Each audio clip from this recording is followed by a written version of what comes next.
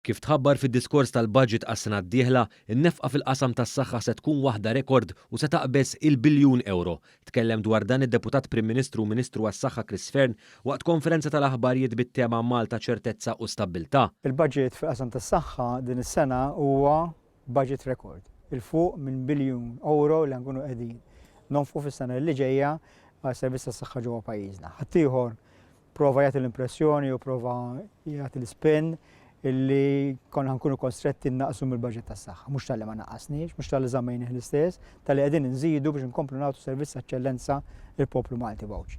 Id-Deputat Prim Ministru ta' elenku tal-programm estensiv ta' proġetti maħsuba għal-2023.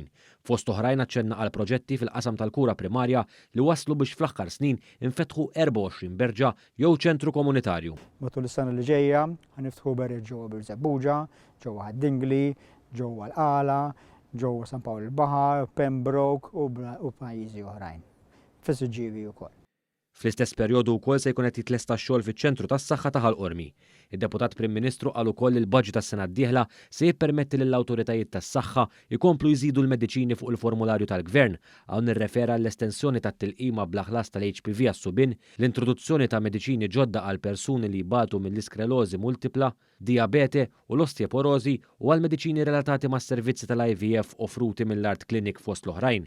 Dwar l-Isptar Monte Carmeli, id-Deputat Prim Ministru qal li l-proġett estensiv ta' rinnovar se jistokta bil-ftuħ ta' iżjed swali rinnovati mistenni għas-sena d-dieħla.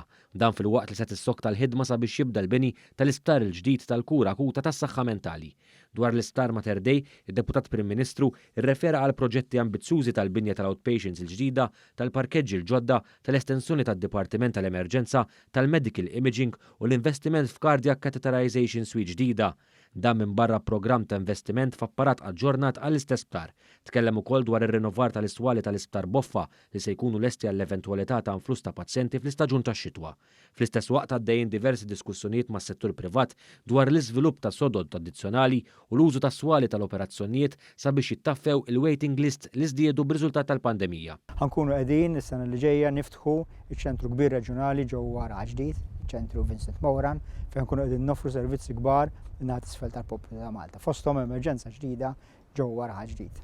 Id-Deputat Prim Ministru tenna wkoll li se jkomplu jiżdiedu s-servizzi mediċi offruti fil-komunità u li fost oħrajn jinkludu servizzi ta' visti relatati mas-saħħa mentali, mal-onkoloġija u mal-Geoclinic. Intant id-Deputat Prim Ministru ħabbar ukoll li fl-ewwel 10 tiem kemm ilhom jitlaqmu anzjani vulnerabbli u ħaddiema tas-saħħa nataw 44,000 tilqima kontra l-varjant Omicron tal-COVID-19 u l-influenza. Minn dawn 63% ħadu t-tilqima tal-Omicron. U għafakkar li mit-tnejn li ġej kemm il-vaċċin tal-influenza kif ukoll il-booster tal-Omicron se jkunu offruti lil persuni tal-fuq mit-12 sena.